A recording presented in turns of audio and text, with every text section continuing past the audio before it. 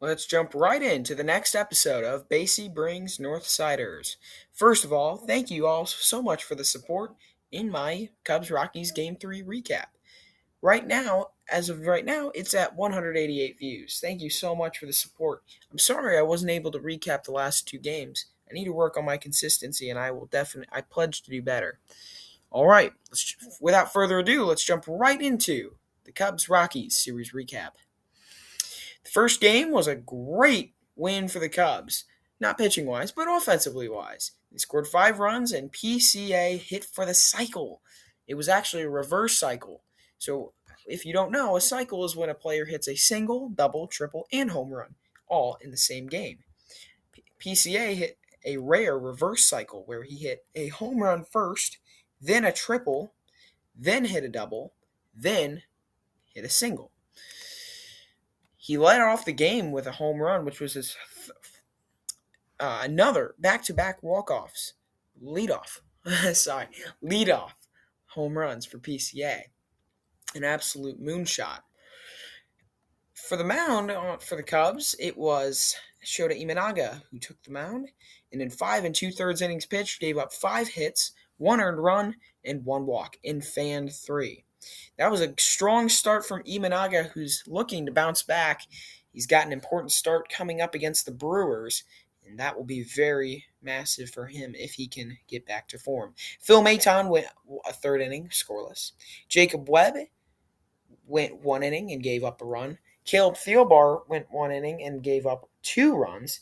Daniel Palencia pitched a scoreless ninth. The Cubs bullpen nearly blew it. However, the Cubs offense came in at the last second. As I said before, PCA had a leadoff home run to make it 1-0. Then Matt Shaw tripled to score a run. Then PCA hit a sac fly to right, which scored a run. And then in the bottom of the ninth, Pedro Ramirez, the rookie, had a clutch single to left, which tied the game. And then with the bases loaded, in the bottom of the ninth, Matt Shaw walked to walk in a run and give the Cubs a 5-4 win. It wasn't the prettiest of wins, but a win nonetheless, and something they needed after that ugly loss to the Giants. The second game was not good at all. Edward Cabrera had a bad start as he's been on a sharp decline. In 4 1/3 innings pitched, he gave up 3 hits, 5 runs, 2 walks, and fanned 3. He's been looking on the down recently, and he needs to bounce back soon, especially now that he'll be playing the Brewers next. He left the game with a hand cramp, which was not good as the Cubs have had many pitching injuries, not to mention Daniel Palencia going on 15-day IL. The Cubs pitching is absolutely battered, and it's why it's hard to really go too much at the Cubs for their slump when the pitching is this hurt and this bad because of that. Ryan Feltner for the Rockies, who's been very bad, actually had a decent start going 4.2 innings and giving up 6 hits, 2 runs, 3 walks, in 7 Ks. And the bullpen completely shut out the Cubs, which is not what should be going on. And the Cubs just couldn't get anything on offense besides another PCA leadoff home run, his third in the last 4 games, and a Matt Shaw scoring on a Ryan Feltner wild pitch. Cubs should have done a lot better than this. And with the series tied, looking to get back-to-back series, they head to Game 3. The first inning, not much happened. However, actually, let's get to the pitching first. We want to save the good stuff for last. Javier Assad had a great start.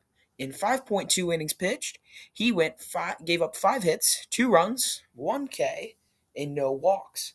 A solid start from Javier Assad, who has somehow become the Cubs' second-best starting pitcher this year. If you would have told me that at this point of the season, Ben Brown and Javier Assad would be the top 2 Cubs starting pitchers, I would have slapped you in the face and maybe cried. However, the offense exploded last night, especially in the second inning where they scored 7 runs. Let's break it down. Matt Shaw tripled to bring in 2. Carson Kelly doubled to bring in a run. Dansby Swanson, the slumping shortstop who has had the second worst hitting in the league this year hit a 2-run homer. Seiya Suzuki had an RBI double. Even Alex Bregman hit a sacrifice fly to left to get a productive out. And the Cubs had a 7-run second inning, like I said, that's unbelievable. It's the most runs they've scored in one inning this season. And then in the bottom of the fourth, PCA hit another home run to right as he has started to enter the NL MVP conversation.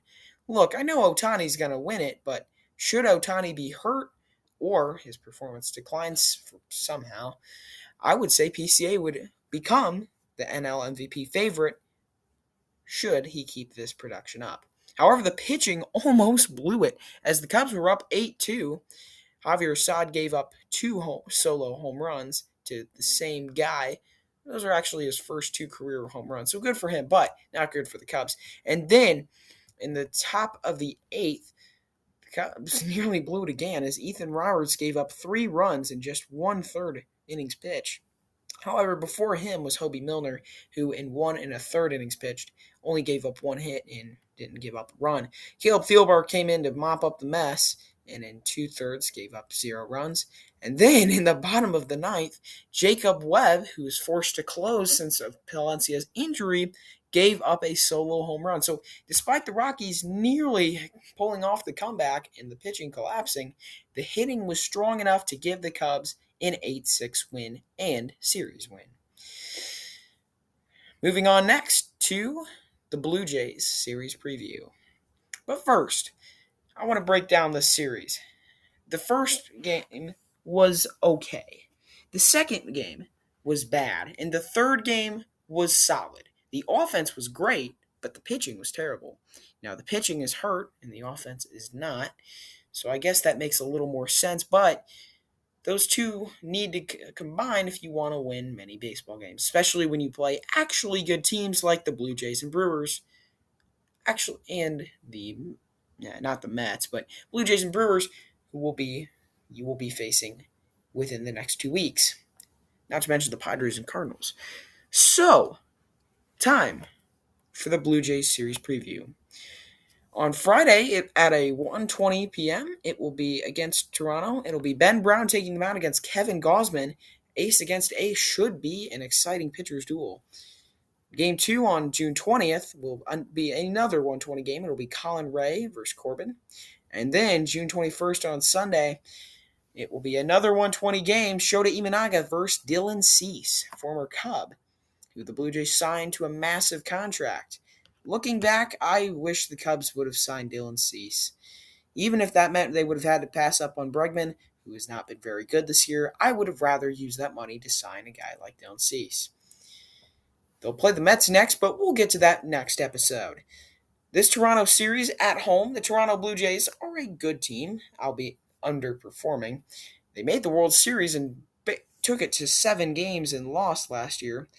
And they're basically the same team, just without Bo Bichette, who's been really bad this year. So it doesn't really make much sense as to why they're bad, or bad in terms of their expectations, except for their many pitching injuries, just like the Cubs have been facing. They're actually very similar, in fact. This should be a series where you can take 2 out of 3. I'm not expecting a sweep against the Blue Jays, especially not in that Game 3 or Game 2, but they should be able to take 2 out of 3. Game 1, you should absolutely win. And I want to point out a breakout player, Matt Shaw, who coming back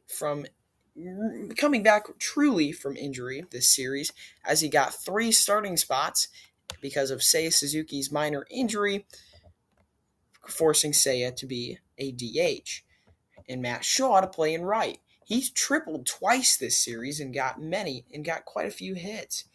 In fact, in total, Matt Shaw in that Rockies series got, let me just count this real quick. He's got 2, 3, actually 5 hits in that Rockies series. He's a great player, and he should be getting a lot of playing time, especially with these struggling hitters.